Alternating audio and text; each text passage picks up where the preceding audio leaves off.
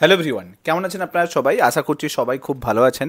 নাও আপনারা হয়তো শুনেছেন যে পাকিস্তানের তরফ থেকে একটা কালকে খুব বড় একটা স্টেটমেন্ট এসছে যে যদি যদি পাকিস্তানের যে জল সেই জলকে যদি ইন্ডিয়া কোনোভাবে আটকানোর চেষ্টা করে, কোনো না কোনোভাবে যদি ড্যামের মাধ্যমে বা এই যে তিনটে নদী আছে ঝিলাম, চেনাব এবং তার সঙ্গে সঙ্গে ইন্দাস, এই তিনটে নদীর জল যদি কোনোভাবে ইন্ডিয়া যদি আটকানোর চেষ্টা করে, তাহলে পাকিস্তান সমস্ত নিউক্লিয়ার মিসাইল কিন্তু ইন্ডিয়ার দিকে ছুড়ে দেবে। এই সমস্ত কিছু একটা বিশাল বড় একটা স্টেটমেন্ট পাকিস্তানের তরফ থেকে এসছে। পাকিস্তানের হাই কমিশনার যিনি রাশিয়াতে আছেন, তিনি কিন্তু এই স্টেটমেন্টটা দিয়েছেন। সো আজকের এই ভিডিওতে আমরা পুরো অ্যানালাইসিস করব যে ইন্ডিয়া কি করতে চলেছে পাকিস্তানের এগেনস্টে, এবং পাকিস্তানের কি এতখানি ক্যাপাবিলিটি রয়েছে যে ইন্ডিয়ার ওপর সমস্ত নিউক্লিয়ার মিসাইল অ্যাটাক করার। আর যদি ইন্ডিয়ার ওপরে সমস্ত নিউক্লিয়ার মিসাইল অ্যাটাক করে, তাহলে ভারতের তরফ থেকে কি করা হতে পারে, বা ভারত কোন ধরনের ডিফেন্স সিস্টেম ইউজ করতে পারে এই নিউক্লিয়ার মিসাইলকে আটকানোর জন্য, এই সমস্ত কিছু ডিটেলস আজকের ভিডিওতে থাকবে। ভিডিওটা খুবই ইম্পর্টেন্ট একটা ভিডিও, খুবই ইন্টারেস্টিং একটা ভিডিও। অনেক ডেটা এই ভিডিওটার মধ্যে আমরা শেয়ার করব। পাকিস্তানের টোটাল নিউক্লিয়ার মিসাইল সিস্টেমটাকে বুঝবো এবং ইন্ডিয়ার ক্যাপাবিলিটিটাকে বুঝবো যে নিউক্লিয়ার মিসাইলকে অ্যাটাক যেটা পাকিস্তানের তরফ থেকে আসবে সেটাকে প্রিভেন্ট করার ক্ষমতা রাখতে পারে কিনা। তো সেই সমস্ত কিছু ডিটেলস এই ভিডিওটার মধ্যে থাকবে। ভিডিওটা ভালো লাগলে আপনারা মাস্ট এই ভিডিওটাকে লাইক করে দেবেন, চ্যানেলটাতে নতুন হয়ে থাকলে সাবস্ক্রাইব করে নেবেন, এবং মাস্ট এই ভিডিওগুলোকে শেয়ার করতে ভুলবেন না। এবং প্রথমে আমরা যেটা করি, যেটা দেখতে পারি, সেটা হচ্ছে যে পাকিস্তানের যে হাই কমিশনার রাশিয়াতে রয়েছে, তিনি কি স্টেটমেন্ট দিয়েছে এই নিউক্লিয়ার মিসাইল নিয়ে, সেটা একবার আপনারা ভিডিওটার মধ্যে দেখুন। পাকিস্তানের তরফ থেকে যে যেটা স্টেটমেন্টটা এসছে সেটা হচ্ছে যে we will use all full spectrum of power, মানে যতগুলো নিউক্লিয়ার মিসাইল আছে সমস্ত নিউক্লিয়ার মিসাইল আমরা ইন্ডিয়ার দিকে অ্যাপ্লাই করব, ইন্ডিয়ার ওপরে অ্যাপ্লাই করব যদি ইন্ডিয়া কোনো ধরনের কনস্ট্রাকশন করতে চায় রিভারের ওপরে। সমস্ত যে রিভার রয়েছে সেই রিভারের উপরে কোনো ড্যাম বা আদার্স কিছু করতে চাইলে তার উপরে কিন্তু কমপ্লিট নিউক্লিয়ার মিসাইল দিয়ে অ্যাটাক করা হবে। তার মানে সিম্পলভাবে আমরা যদি বলতে পারি যে এটা একটা থ্রেট, যে ইন্ডিয়ার যে কনস্ট্রাকশনগুলো যেগুলো হবে, ড্যাম কনস্ট্রাকশন বা আদার্স কিছু যেগুলো হবে, সেগুলোর ওপরে কিন্তু একটা বিশাল বড় ধরনের থ্রেট নিউক্লিয়ার মিসাইলের। এবার আমরা যদি একটু ইন্ডিয়ার রিভার সিস্টেমটাকে বোঝার চেষ্টা করি, ইন্ডিয়াতে যে ইন্দাস রিভার গেছে তার 5টা ট্রিবিউটারি আছে। 5টা ট্রিবিউটারির মধ্যে 3টে ট্রিবিউটারি, একটা হচ্ছে ঝিলাম, একটা হচ্ছে চেনাব এবং আরেকটা হচ্ছে রাভি, ইন্দাস। এই যে 3টে নদী, এই 3টে নদীর কিন্তু পুরো জল কিন্তু 80% জল ইউজ করে কিন্তু পাকিস্তান, 20% ইন্ডিয়া ইউজ করে। আর ইন্ডিয়ার ক্ষেত্রে রাভি, বিয়াস এবং সতলুজ, এই যে 3টে রিভার, এই 3টে রিভারের কিন্তু 80% ইন্ডিয়া ইউজ করে। তো এই যে ট্রিটিটা, মানে এইটা যে হয়েছিল যে ইন্ডিয়া 80% রাভি, বিয়াস, সতলুজের নদীর জল ইউজ করবে এবং পাকিস্তান হচ্ছে ঝিলাম, চেনাব এবং ইন্দাস নদীর জল ইউজ করবে, এইটা কিন্তু একটা ট্রিটির মধ্যে হয়েছিল। সেই ট্রিটিটার নাম ছিল ইন্দাস ওয়াটার ট্রিটি। 22 এপ্রিল যখন পেহেলগাম অ্যাটাক হয়, সেই অ্যাটাকের পরে আমরা জানি যে ইন্ডিয়ান গভর্নমেন্ট প্রথম যে স্টেপটা নিয়েছিল সেটা হচ্ছে ইন্দাস ওয়াটার ট্রিটিকে ক্যান্সেল করে দেওয়া। 1960 সালে ইন্দাস ওয়াটার ট্রিটি সাইন করা হয়েছিল।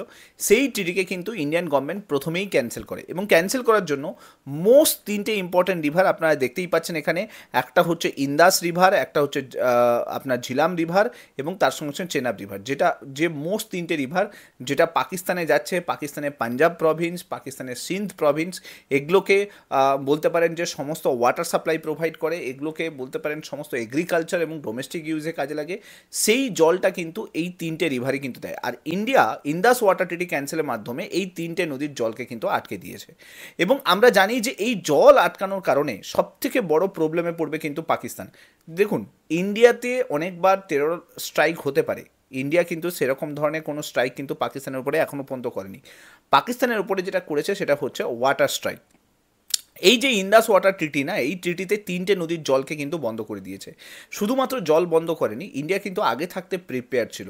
এর আগে যখন পুলওয়ামা অ্যাটাক হয়েছিল বা উরি অ্যাটাক হয়েছিল, তখনও কিন্তু ইন্ডিয়া এই ইন্দাস ওয়াটার ট্রিটির কথা কিন্তু ভাবেনি। মানে ইন্দাস ওয়াটার ট্রিটিকে আজ পর্যন্ত কোনো দিন কিন্তু ধরা হয়নি, ক্যান্সেল করা হয়নি। এর আগে কার্গিল যুদ্ধের সময়ও ইন্দাস ওয়াটার ট্রিটিকে ক্যান্সেল করা হয়নি, বাট এইবার প্রথম কিন্তু ইন্দাস ওয়াটার ট্রিটিকে ক্যান্সেল করা হয়েছে।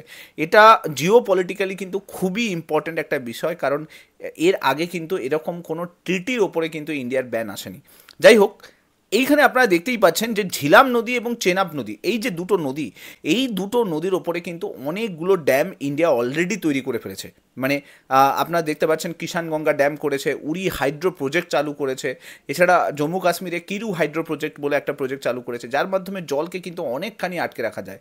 এবং এবং আরেকটা জিনিস আমি আপনাদেরকে বলি, ঝিলাম নদী, ঝিলাম নদীর ওপরে যতগুলো ড্যাম ছিল সেই ড্যামগুলো এখনও রানিং আছে, পুরোটা বন্ধ করেনি। তবে চেনাব নদীর ওপরে একটা ড্যাম ছিল, সেটার নাম ছিল কিন্তু বাগিলহাট ড্যাম। এই বাগিলহাট ড্যাম আপনারা দেখতে পাচ্ছেন, এই দুটো ড্যাম, একটা বাগিলহাট ড্যাম আর একটা আছে সালাল ড্যাম।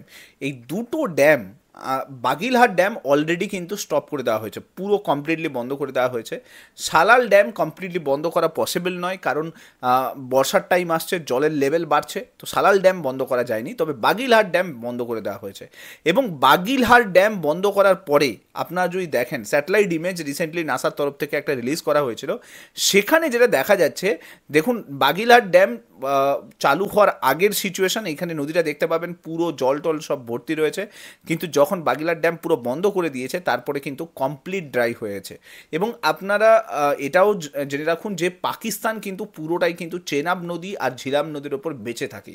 পাকিস্তানের প্রচুর যে ডোমেস্টিক ওয়াটার যেটা ইউজ হয় সেটা কিন্তু চেনাব আর ঝিলাম থেকে আসে। তবে ইন্ডিয়ার পক্ষে এখনই সম্ভব নয় পুরো জলকে আটকে দেওয়া। তবে 80% এই জলকে যদি আটকাতে হয়, ইন্ডিয়াকে 11খানা ড্যাম তৈরি করতে হবে, মিনিমাম 11খানা ড্যাম ইমিডিয়েটলি তৈরি করতে হবে যদি 80% ড্যামকে বন্ধ করা যায়। তবে একটা জিনিস, এটা ভালো জিনিস যে ইন্ডিয়া কিন্তু এখনও পর্যন্ত 6খানা ড্যাম তৈরি করে ফেলেছে। আপনারা বাগিলহাট ড্যাম, সালাল ড্যাম, কিষানগঙ্গা ড্যাম, উড়ি হাইড্রো প্রজেক্ট, এরকম অনেকগুলো ড্যাম কিন্তু অলরেডি ইন্ডিয়া তৈরি করে ফেলেছে। আরও মিনিমাম 11খানা ড্যাম কিন্তু ইন্ডিয়াকে তৈরি করতে হবে যদি পাকিস্তানকে পুরোটা জলে মেরে দিতে হয়, ঠিক আছে। এবং এখানে একটা জিনিস বলে রাখি, এই যে পুরো জল, এই জলকে কিন্তু আটকে রাখা বর্ষার সময় কিন্তু কোনোভাবে পসিবল নয়। তবে ইন্ডিয়া এবং পাকিস্তানের মধ্যে ইন্দাস ওয়াটার ট্রিটি ক্যান্সেলের পরে একটা ভালো জিনিস যেটা হয়েছে সেটা হলো, ইন্ডিয়া আর কোনো ওয়াটার শেয়ার বা ওয়াটারের যে ডেটা, সেই ডেটাটা কিন্তু শেয়ার করবে না পাকিস্তানকে। এর ফলে পাকিস্তান জানতে পারবে না যে কখন জল আসছে, জলের লেভেল কখন বেশি আর জলের লেভেল কখন কম, কারণ আমাদের দিক থেকে কিন্তু জলটা যাবে। তো এখানে আপনারা দেখতেই পাচ্ছেন ইন্ডিয়া অলরেডি কিন্তু হাইড্রো ইলেকট্রিক প্রজেক্টের ওপরে কিন্তু কাজ করা স্টার্ট করে দিয়েছে। অনেকগুলো hydro electric project already run করা স্টার্ট হয়ে গেছে, সেগুলোর ওপরে কাজ চলছে। সো সেগুলো যদি তৈরি হয়ে যায় তাহলে পাকিস্তান কিন্তু জল কিছু পাবে না। আর জলে কিন্তু জল না পেলে, আপনারা জানেন যে আপনার কাছে BMW গাড়ি থাকতে পারে, আপনার কাছে কোটি কোটি টাকার ফ্ল্যাট থাকতে পারে, কিন্তু জল যদি না পান তাহলে কিন্তু না খেয়ে পিপাসাতে কিন্তু আপনি মারা যাবেন, ঠিক আছে।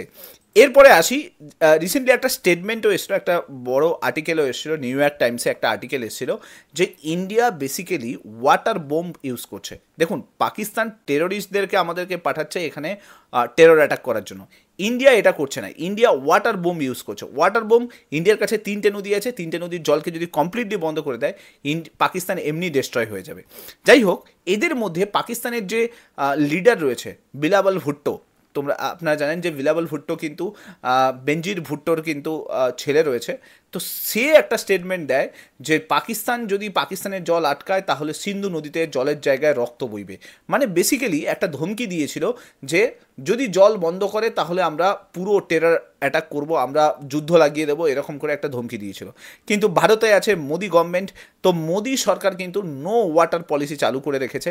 তবে ইন্ডিয়া এখনও পর্যন্ত কমপ্লিটলি প্রিপেয়ার নয় নো ওয়াটার পলিসির দিক দিয়ে, কিন্তু ইন্ডিয়ার তরফ থেকে কিন্তু এটা অলরেডি এসছে। এবার প্রশ্ন হলো যে যদি ওয়াটার বন্ধ করে দেয়, জল যদি বন্ধ করে, তাহলে পাকিস্তান এমনি শেষ হয়ে যাবে, এটা ইন্ডিয়ান গভর্নমেন্ট ভালো করে জানে। কিন্তু ইন্ডিয়ান গভর্নমেন্ট সেই মতো করে ড্যাম এখনও পর্যন্ত তৈরি করে উঠতে পারেনি। যাই হোক, যেটা পাকিস্তানের তরফ থেকে যে স্টেটমেন্টটা এসছে, যেটা আমি আপনাদেরকে জানালাম, যে নিউক্লিয়ার অ্যাটাক হতে পারে যদি ইন্ডিয়া কোনো ড্যাম বিল্ড করতে চায়, যদি কোনো রিকনস্ট্রাক্ট করতে চায় নতুন করে নদীর ওপরে, তাহলে কিন্তু নিউক্লিয়ার অ্যাটাক হতে পারে। এবার আসি এই ব্যাপারটা নিয়ে যে পাকিস্তানের কাছে সত্যি কি ক্যাপাবিলিটি আছে ইন্ডিয়ার ওপরে নিউক্লিয়ার অ্যাটাক করার। দেখুন, পাকিস্তানের টোটাল নিউক্লিয়ার ওয়েপেন্স যদি আপনারা দেখেন, প্রায় 170খানা নিউক্লিয়ার ওয়েপেন্স আছে পাকিস্তানের কাছে, প্রায় 170খানা। ইন্ডিয়ার এখান থেকে আরও 10টা নিউক্লিয়ার ওয়েপেন্স বেশি আছে আপনারা বলতে পারেন। তবে পাকিস্তানের কাছে কিন্তু 170খানা নিউক্লিয়ার ওয়েপেন্স আছে। তার মধ্যে যেটা সবথেকে বড় রেঞ্জের নিউক্লিয়ার ওয়েপেন্স, সেটার নাম হচ্ছে শাহিন আছে, হাতফ আছে, দেন আপনারা দেখতে পাবেন এই শাহিন কিন্তু পাকিস্তানের সবথেকে বড় নিউক্লিয়ার মিসাইল, যেটা ইন্ডিয়ার কাছে যেরকম অগ্নি আছে, অগ্নি 5, অগ্নি 6 আমরা তৈরি করে ফেলেছি, সেরকমভাবে পাকিস্তানের কাছে শাহিন মিসাইল কিন্তু রয়েছে, যেটা কমপ্লিটলি কিন্তু নিউক্লিয়ার ব্যালিস্টিক মিসাইল। তো এই মিসাইলের ওপরেই কিন্তু পাকিস্তান বেসিক্যালি কিন্তু প্রচুর লাফায়, ঠিক আছে, এই মিসাইলের ওপরেই কিন্তু লাফায়। এবার আমরা যদি ইন্ডিয়ার রেসপেক্টে দেখি, ইন্ডিয়ার কাছে অগ্নি 5 মিসাইল, এই একটা মিসাইল ইন্ডিয়ার মানে পাকিস্তানের জন্য এনাফ। পাকিস্তানকে শেষ করার জন্য অগ্নি 5 একটা নিউক্লিয়ার ব্যালিস্টিক মিসাইল কিন্তু এনাফ। কারণ অগ্নি 5 ব্যালিস্টিক মিসাইল কিন্তু কমপ্লিটলি র্যাডার ফেল করে, মানে কোনো র্যাডারে কিন্তু আপনার দেখতে পাবেন না, প্রথম কথা। আর দ্বিতীয় কথা, এটা completely ballistic missile, intercontinental ballistic missile, তো এর ফলে একটা কাঁটি থেকে আরেকটা কাঁটিতে খুব ইজিলি যেতে পারে। অ্যান্ড অলসো এটা মাল্টিপল অ্যাটাক করে, একটা জায়গাতে অ্যাটাক করে না, মাল্টিপল অ্যাটাক করে। শাহিন যেরকম একটা জায়গাতে অ্যাটাক করে, যদি দিল্লিকে টার্গেট করা হয় তো দিল্লিতে অ্যাটাক হবে, কিন্তু অগ্নি 5 যেটা, সেটা কিন্তু অনেকগুলো মাল্টিপল টার্গেটকে কিন্তু অ্যাটাক করতে পারে, হয়েছে। অ্যান্ড অলসো ইন্ডিয়ার কাছে দুটো নিউক্লিয়ার সাবমেরিন রয়েছে, যেটার নাম হচ্ছে আইএনএস আরিঘাট আর একটা হচ্ছে আইএনএস অ্যারিহান্ট। বর্তমানে দাঁড়িয়ে আইএনএস আরিঘাট এবং আইএনএস অ্যারিহান্ট অলরেডি কিন্তু করাচি পোর্টের কাছে সেটেলড হয়ে রয়েছে, শুধু জাস্ট বাটন টেপার অপেক্ষায় রয়েছে। একবার হলেই কিন্তু নিউক্লিয়ার অ্যাটাক কিন্তু ইজিলি ইন্ডিয়ার তরফ থেকে হয়ে যাবে। ইন্ডিয়ার কাছে এই যে দুটো নিউক্লিয়ার সাবমেরিন রয়েছে, বলা হয় যে নাভাল কমান্ডের সবথেকে বড় দুটো বিশাল বিশাল বড় দুটো বাহু বলে বলা যেতে পারে। কারণ এই আরিঘাট এবং অ্যারিহান্টের এত পাওয়ার যে জলের নিচে দাঁড়িয়ে থেকেও কিন্তু নিউক্লিয়ার মিসাইল দিয়ে অ্যাটাক করতে পারে পাকিস্তানের উপরে। এবার এই যে আমি ধরলাম যে আমাদের কাছেও নিউক্লিয়ার মিসাইল আছে, পাকিস্তানের কাছেও নিউক্লিয়ার মিসাইল আছে। এবার ইন কেস পাকিস্তান যদি নিউক্লিয়ার মিসাইল অ্যাটাক করে, আমাদের কাছে কি সেই ধরনের এয়ার ডিফেন্স সিস্টেম আছে? দেখুন, বর্তমানে দাঁড়িয়ে ইন্ডিয়ার কাছে দুটো এয়ার ডিফেন্স সিস্টেম আছে। একটার নাম হচ্ছে সমর এয়ার ডিফেন্স সিস্টেম, আর একটার নাম হচ্ছে কিন্তু S-400 মিসাইল ডিফেন্স সিস্টেম। যেটা সমর এয়ার ডিফেন্স সিস্টেম সেটা কিন্তু ইন্ডিয়ার নিজস্ব এয়ার ডিফেন্স সিস্টেম, আর যেটা S-400 মিসাইল ডিফেন্স সিস্টেম সেটা কিন্তু রাশিয়ান তৈরি করা মিসাইল ডিফেন্স সিস্টেম। তবে S-400 মিসাইল ডিফেন্স সিস্টেমে 6খানা এরকম ব্যাটারি থাকে, এই যে গোল গোল করে যেটা দেখতে পাচ্ছেন, এটা 6খানা থাকে, মানে এটা রিলিজ হওয়ার পরে 6টা টার্গেটকে অ্যাটাক করতে পারবে। এবার আমরা যদি নিউক্লিয়ার মিসাইল দেখি, পাকিস্তানের কাছে 170খানা নিউক্লিয়ার মিসাইল আছে, আর এখানে একটা একটা ব্যাটারিতে 6টা থাকে, আর 16টা টোটাল ক্যারাভ্যান থাকে, 16টা টোটাল আপনারা দেখতে পাচ্ছেন, 16টা টোটাল কিন্তু ডিপ্লয় ভ্যান থাকে। এবার যদি দেখি তাহলে আমাদের কাছে S-400 মিসাইল ডিফেন্স সিস্টেম কতগুলো আছে? 5খানা S-400 মিসাইল ডিফেন্স সিস্টেম আছে, এবং সেটাও 2025 আস্তে আস্তে হবে, মানে এখনও পর্যন্ত 3খানা আছে, 2025 কমপ্লিট হতে হতে আরও 2খানা রাশিয়ার থেকে আমরা বাই করে নেব। তাহলে টোটাল 5খানা মানে আমরা 30খানা নিউক্লিয়ার মিসাইলকে প্রিভেন্ট করতে পারবো, তার বেশি কিন্তু নয়। তো এখানে দাঁড়িয়ে সমর মিসাইল ডিফেন্স সিস্টেম কিন্তু একটা ভালো কাজ করবে। তবে ইন্ডিয়ার কাছে এখনও পর্যন্ত শিল্ড ক্রিয়েট করার কিন্তু তৈরি নেই। ইন্ডিয়ার কাছে এয়ার ডিফেন্স সিস্টেম কিন্তু এতটা স্ট্রং এয়ার ডিফেন্স সিস্টেম কিন্তু এখনও পর্যন্ত নেই, ঠিক আছে। তবে ইন্ডিয়ার কাছে একটা ভালো জিনিস যেটা রয়েছে সেটা হচ্ছে বারাক 8 রয়েছে। সেই বারাক 8 কিন্তু শিল্ড ক্রিয়েট করতে পারে। আপনারা জানেন ইসরায়েল এবং গাজার মধ্যে যখন যুদ্ধ হয়েছিল, তখন আয়রন ডোম এবং বারাক এই দুটো কিন্তু পুরো এয়ার ডিফেন্স সিস্টেম ক্রিয়েট করেছিল। সো ইসরায়েলের বারাকটা কিন্তু ইন্ডিয়ার কাছে এই মুহূর্তে রয়েছে। পাকিস্তানেরও এরকম কিন্তু একটা এয়ার ডিফেন্স, দেখুন ইন্ডিয়ার কাছে যেরকম এয়ার ডিফেন্স সিস্টেম রয়েছে, যেরকম সমর এয়ার ডিফেন্স সিস্টেম বা S-400 এয়ার ডিফেন্স সিস্টেম, ঠিক সেরকমভাবে কিন্তু পাকিস্তানের কাছেও এয়ার ডিফেন্স সিস্টেম রয়েছে। পাকিস্তানের যে এয়ার ডিফেন্স সিস্টেম তার নাম হচ্ছে হিমাজ এয়ার ডিফেন্স সিস্টেম, বাট এতটা ক্যাপাবল কিন্তু নয়। তবে ইন্ডিয়ার কাছে বারাক 8 মিসাইল ডিফেন্স সিস্টেম রয়েছে, যেটা ইসরায়েলও ইউজ করে। তো এই এয়ার ডিফেন্স সিস্টেম ইন্ডিয়াকে অনেকখানি কিন্তু শিল্ড প্রোভাইড করে।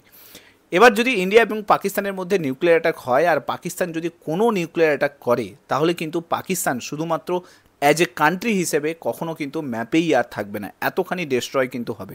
নিউ ইয়র্ক টাইমসের এই যে রিপোর্ট, এই রিপোর্টে কিন্তু এটা বলা হয়েছে যে ইন্ডিয়া পাকিস্তানের মধ্যে নিউক্লিয়ার ওয়ার হলে পাকিস্তান অ্যাজ এ কান্ট্রি হিসেবে কিন্তু পুরো ম্যাপ থেকে কিন্তু মুছে যেতে পারে এবং কমপ্লিট ডিস্ট্রাকশন হতে পারে। যাই হোক, এই ভিডিওটার মাধ্যমে আমি বোঝাতে পারলাম আপনাদেরকে যে ইন্ডিয়া এবং পাকিস্তানের মধ্যে নিউক্লিয়ার অ্যাটাক হলে কি হতে পারে, এই নিউক্লিয়ার স্ট্রাইকের কারণে কী পরিমাণ প্রিভেনশন ইন্ডিয়া করতে পারে। নিউক্লিয়ার শিল্ড এই মুহূর্তে ইন্ডিয়ার তৈরি করা খুব দরকার। তো যা কিছু নতুন আপডেট আসবে আপনার সঙ্গে আবার শেয়ার করতে থাকবো ভিডিওগুলোর মাধ্যমে, নতুন নতুন ভিডিওর মাধ্যমে। এই ভিডিওগুলো খুবই ইনফরমেটিভ ভিডিওগুলো ভালো লাগলে লাইক করে দেবেন, চ্যানেলটাতে নতুন হয়ে থাকলে সাবস্ক্রাইব করে দেবেন, এবং মাস্ট এই ভিডিওগুলোকে শেয়ার করতে ভুলবেন না। Thank you so much. আপনার সঙ্গে আবার দেখা হচ্ছে নেক্সট ভিডিওতে। Till then, bye by.